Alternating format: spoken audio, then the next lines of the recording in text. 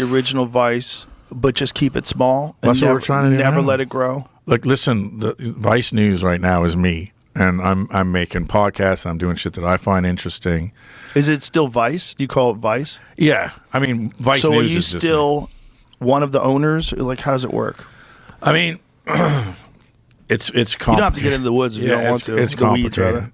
I mean, it's complicated. I'm not like I was the largest shareholder, and then I went to owning nothing. I lost the most out of anybody. Not that I'm asking anybody to fucking cry for me or anything. It was actually a good thing because you like when you realize a lot of the stuff about happiness and stuff, you realize it not when you're cashing checks. You lose, not a calm sea, never a good captain made, But yeah, throughout all the changes, basically I was still in the backdrop, just around. Why didn't you sell when it got at the top? Why didn't you get rid of all your shares? Look, that's the whole thing about. I sold some, and took some money off the table, which is why I could semi-retire. But everyone's like, oh, Shane, could have sold, should have sold. He said no. He said, I've never said no my money in my whole fucking life. I was building Vice to sell it. I never fucking said no. That's all fucking horseshit. We tried to sell it to Time Warner, tried to sell it to Disney. It was just like, when Disney said no, we went into private equity, and then that relationship is never good. So, well, it's the old adage: go woke, go broke, and that's what happened with Vice. People stopped. They just stopped paying. Vice is one of the best examples of go woke, go broke ever, because Vice was fucking huge and it was exciting. It was interesting. You had great shows, and then it just got too weird. Yeah, I mean, yes, media and media got weird. And look, everyone's looking at for us, and then we can get on to other shit. But who left the fucking porthole open of the Titanic? And you're like, yeah, hit a fucking iceberg. Not just us. Look at all of the new media. Like, right. It Culturally, like five companies take up 87 cents of every advertising dollar in the world, and independent media gets the rest, and it's getting smaller and smaller.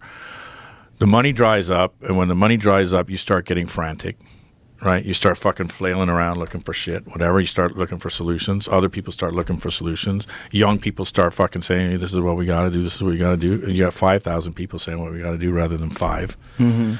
And you got people who are semi-checked out, if not checked out, and, shit got said. Nobody's fucking, it's my baby. Nobody got fucking more sick about it than me, but you're like, okay, so now, we're doing, Vice News is me, we're doing the podcast, it's fun again. We're just fucking building, trying to do new shit with fucking AI and with some other stuff. It's fun. And, but yeah, I do other shit on my own. And, look, the other thing too is, I also spent time living my life, which I hadn't been doing, which I'm sure you do out here. Yeah. Like, you got to go and you got to live your life again. And You have to live your life. you have to live your life.